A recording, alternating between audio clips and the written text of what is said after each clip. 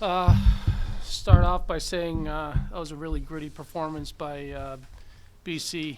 Go down 3-0 early, and they battled right to the last buzzer. Gave us everything we could handle. Really happy with the team's performance from the goal line out. Team effort. Our defense tonight logged a lot of minutes, and played great.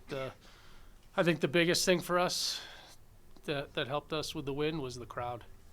I've never, in 17 years, never seen a crowd like that here at Matthews. And so credit to all our fans that came out and supported us, really pushed the team and helped us get the win. Question for Tory Morgan. Morgan, you opened that scoring here in your first ever Beanpot game. What did it mean to you, and what were the feelings running through your head, especially in the front of the home crowd that was so sold out? Yeah, I think it means a lot, especially for the players who wore the jersey before us. I think just getting that win, and I think playing as a team, I think it felt really good. So, as a senior, you're going for your third straight, but the team's 20th overall, and I was just wondering, is there kind of a collective obligation to win it, not just for yourselves, but for the women that came before you? Yeah, definitely. Like Coach said too, just to play in Matthews, it's probably the last Beanpot game ever here, and we played here my freshman year, so just to win here and have a different outcome, special for the team now and before, definitely. For Tory or Morgan, what was it like just being on the ice with that home crowd behind you? It was amazing. I don't think we've had this many fans, I guess. So just hearing everyone, hearing the crowd cheering, I think it brought us up and a lot of energy for the team. Yeah, definitely. I've at least since Beanpot my freshman year, we've never had a crowd like that, so I know BC hated playing here, and I feel like that was the goal. Going for your 20th, that's really an amazing number in a tournament. It's only 46 years old. Yeah, there's a rich history here. Coach McLeod, who was here years ago, racked up a lot of Beanpots, and there's one thing that was crystal clear to me when I took the job in 2008 was how important the Beanpot was to this school and to this program, and so we never take it lightly, and it's a lot of pressure for the players, but they rise to the occasion when they have to, and case in point tonight with a big win. Coach, you not only from your four offensive lines, but also from your defensive pairings, had a lot of offensive contribution, especially early in the first. You talk about what that does for your team from a momentum standpoint and rallying in a big game like this? Yeah, when we're at our best, everybody's contributing, right? Not just the forwards, not just one line. It's the offense has to be spread out through the lines, offense, defense. It's always nice to get some scoring from the back end, and the D really stepped up. We ran pretty much 5 defensemen tonight, and they logged a lot of minutes, and they stepped up and had a huge game for us. Coach, Lisa Jensen made 37 saves tonight, including 18 in that third period. What did you see from her overall in this game, especially in that final period, as a freshman playing in a game like the Beanpot? Yeah, she's been outstanding, and she rose to the occasion. You got to think of it. The pressure of being a freshman in that situation is huge in front of a crowd like that. That's a lot to handle, and that shows she's a big time goalie. And they threw everything in the kitchen sink at us in the third period, and she was awesome. She made some huge saves when it was 3-1 in the second period there. That if all of a sudden it gets to 3-2, then it can be a different outcome. So. She stepped up and really proud of her performance. This being the last Beanpot game in Matthews and the Beanpot starting here, was there any extra pressure on you guys today to try and send out the arena with one more win for Northeastern? There's always pressure. You wanna do it the right way, right, and go out the right way, and but there's always the Beanpot, no matter where it is, there's always a ton of pressure. But yeah, I'd say maybe a little more this time around.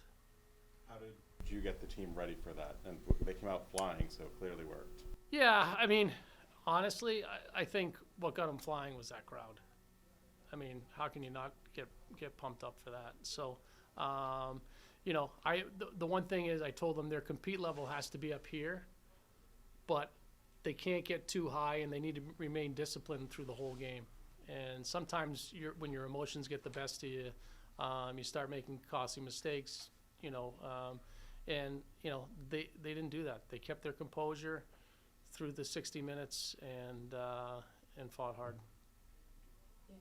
Just comment on scoring in bunches like that, 3 in a row. Is that a kind of a characteristic of your team, or? Yeah, well, no, it's not a characteristic of our team. It's nice when it happens.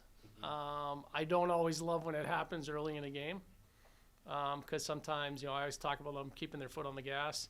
Sometimes teams, all of a sudden, they get up 3 goals, you can take your foot off the gas. And but you know, it was a big goal. The fourth goal, the shorthanded by Lily Shannon, was a huge goal for us. And you know, credit, like I said, to them. They settled in after those 3 goals. They could have just packed it in, and they didn't. Could you give a little more perspective on the crowd you saw tonight? I mean, you've been here for a long time building this up, and maybe never thought that you would ever see something like this. What kind of thoughts are you having about it? Yeah, I mean, it was really special. I didn't know what to expect. I knew we always have a pretty good crowd. Doghouse is always great. But I mean, a lot of people came out for this tonight, and it was awesome to see. And you know, it gave me chills when I got on the bench there at the beginning, and I was just really proud of the university for stepping up. Did you take a moment on the bench to soak it in? I know obviously you're trying to coach a hockey game, but did you give yourself Yeah, I that think moment? in the intros you get a moment to soak it in, you know, and yeah, I think it was a special moment for me and for the players. Back to the fans a bit. When you started here, there was usually only like 1 or 2 people up there in the crowd. And now you have thousands. What's it been like growing the program to get to this stage for you? Yeah, it's been great, and Nathan, you were the one.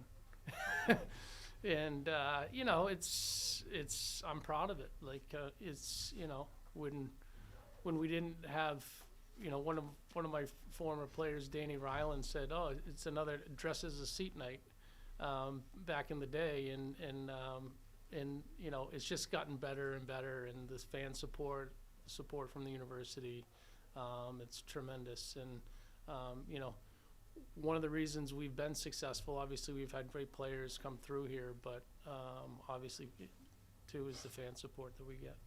Last question for Coach. Coach, you obviously want to carry the same energy into the final, but how are you going to recoup and kind of ground yourselves over the next week? Yeah, that's the challenge, right? So expended a lot of energy tonight, a lot of emotions. I haven't even looked at, I usually look at what our workload is after a game and after practices and stuff. I'm guessing this one's going to be off the charts. So we got tomorrow off. I told them use the day wisely to recover and get their bodies ready. And it's tough because now you got to turn your focus on 2 league games against a good opponent, and kind of put the Beanpot in the back of your mind, and be prepared for the weekend. And you know, so it's going to be tough. We got, you know, it's going to be 4 games in 7 days. So it's a matter of keeping them feeling as good as possible, keep them fresh. Thursday's going to be pretty low-key practice, and then we got to get back at it Friday, Saturday. Thanks, Coach.